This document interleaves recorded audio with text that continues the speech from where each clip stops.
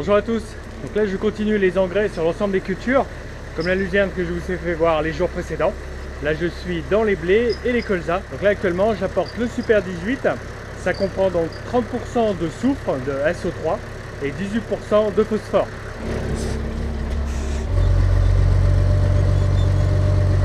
Donc là je vais programmer pour que les pendeurs sèment 150 kg de matière par hectare.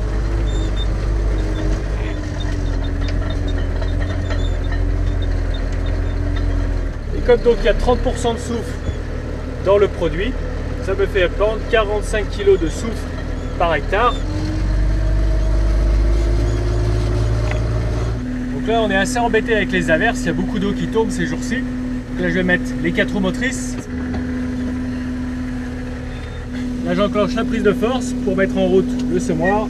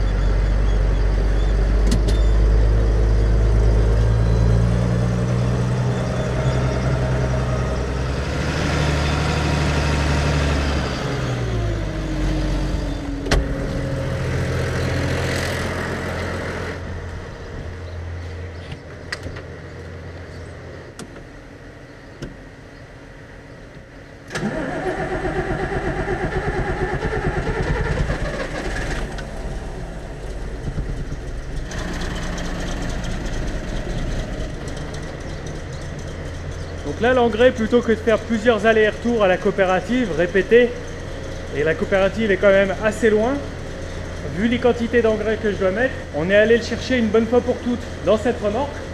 J'y ai mis plusieurs tonnes. Vous allez voir que je reprends l'engrais qui est là à l'intérieur avec ce système de tapis hydraulique, donc entraîné par un moteur hydraulique ici. Vous allez voir tout ça. Je vais pouvoir charger mon épandeur à engrais en quelques minutes.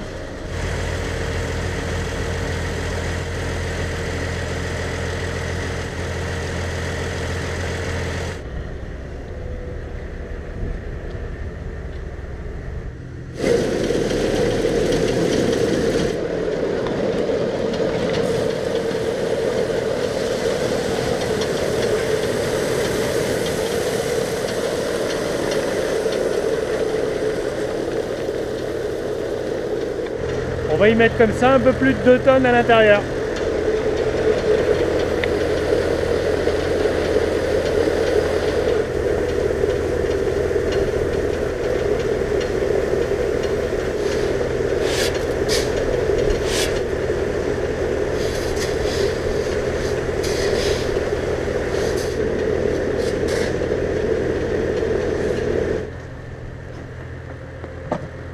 Bon, je l'ai même chargé un petit peu de trop.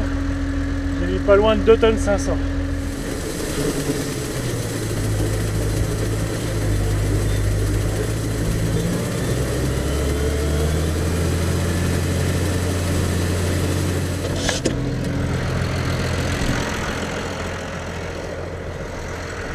là je m'arrête, je vais pas aller plus loin. Je vois qu'il y a de l'eau, c'est même pas la peine que j'y aille. Je risque de m'embourber. Je peux arriver à passer aussi, mais je vais faire des ornières de au moins 50 cm de profondeur et toucher les cieux. Donc pourquoi c'est comme ça? Ici on est dans une cuvette, on est un petit peu au fond d'une vallée. Là, je vais vous faire voir juste à côté, on a un petit ruisseau, donc on est vraiment au point le plus bas, je dirais, de l'exploitation. Donc à cet endroit là c'est historique, là aussi il y a toujours de l'eau, donc je vais le condamner, je ne vais pas apporter de fertilisation. Tant pis, bon, il y a à peu près allez, 300 mètres carrés. Il n'y a pas vraiment de potentiel non plus, il baigne dans l'eau, donc le blé, on va dire, n'a pas un grand potentiel. Donc je vais engager la marche arrière et puis contourner ça.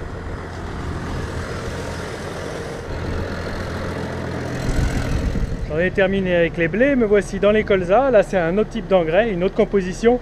Il n'est pas en vrac, il n'est donc pas en remorque, mais dans des gros sacs, on appelle ça des big bags. Donc là je suis en train de le reprendre avec le tracteur et le crochet. Voici les sacs. Donc à la différence de l'autre engrais qui était en vrac, dans celui-là il n'y a pas de phosphore mais de l'azote à hauteur de 21%. Et il y a aussi beaucoup de soufre par rapport à l'autre. Là il a un peu plus de 50% de soufre.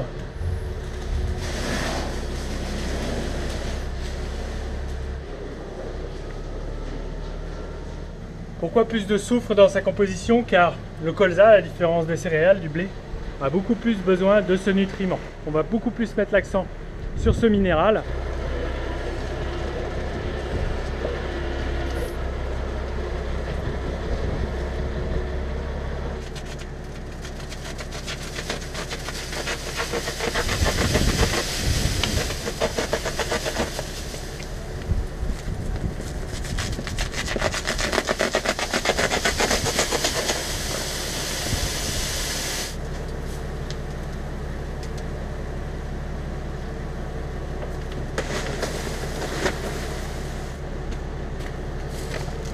Je vais mettre 3 sacs dans le semoir. Je pourrais en mettre 4, mais 3 suffisent. Chaque sac fait 600 kg.